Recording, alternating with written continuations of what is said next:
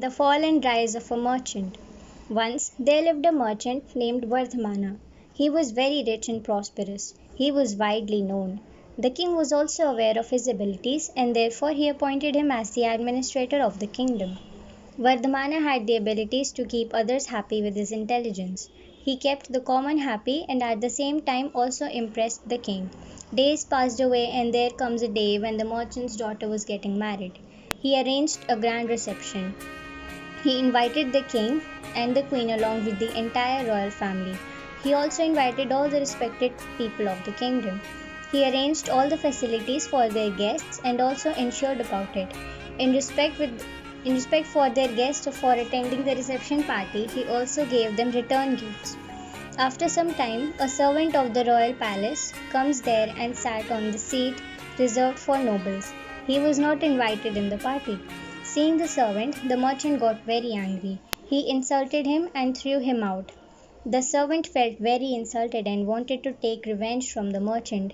He thought if he could do such a thing, by which the faith of the king from merchant goes away. Thinking in such a way, he made a plan. After many days, the servant got the opportunity. He was sweeping the floor of the king's room. He knew that the king was still awake, so he started mumbling, "Oh God, what happened in this palace? The merchant has become so carefree that he dared to embrace the queen."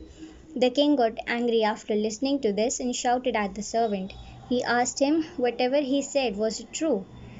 "Have you seen it with your own eyes?" the king asked. The servant started to pretend. He fell on the feet of the king and said, "Forgive me, my king, for whatever I said. I don't know what I have been mumbling.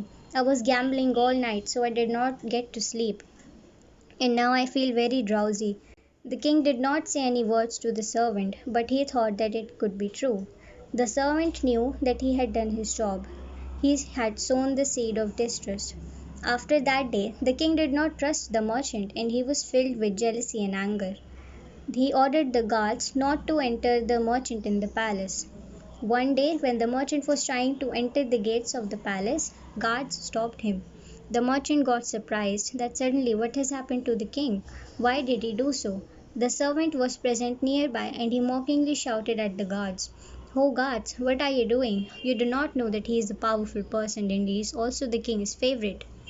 He has the power to get people arrested or released. He can even throw out people like he threw me out of his daughter's reception." After hearing this, merchant understood the whole matter. He felt very insulted and returned home. He made a plan and invited the servant to his home.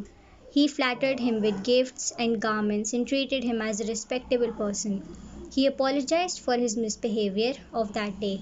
He said kindly, "Oh friend, that day I did not throw you out because of anger, but it was because you were occupying the seats which were reserved for royal nobles.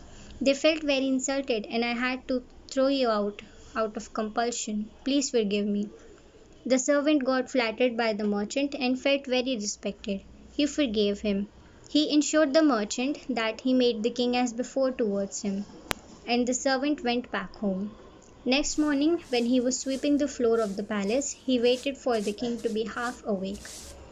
After few moments, he got the opportunity and he started mumbling again as before.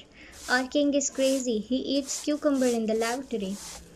After hearing this, the king got angry and shouted at the servant, "What nonsense are you talking about? Have you ever seen me doing such a thing yourself?" Once again, the servant fell on his knees and requested the king, "O king, please forgive me if I said something improper. I was gambling all night and I didn't sleep. I feel drowsy and I don't know what I've been mumbling." The king thought this servant was a fool. Whatever he mumbled about me is ridiculously false. Then it is sure that whatever he mumbled about the merchant was also false. It is not right to mistreat the trusted merchant. He thought the merchant had done a lot for the kingdom. He controlled the whole administrative system efficiently, and without him it had become diminished. Thus, the king invited the merchant to the palace and flattered him with gifts, jewels, and other precious things. He reappointed him at his post and favored him as before. The wise say, "One should treat all with respect, even the lowest."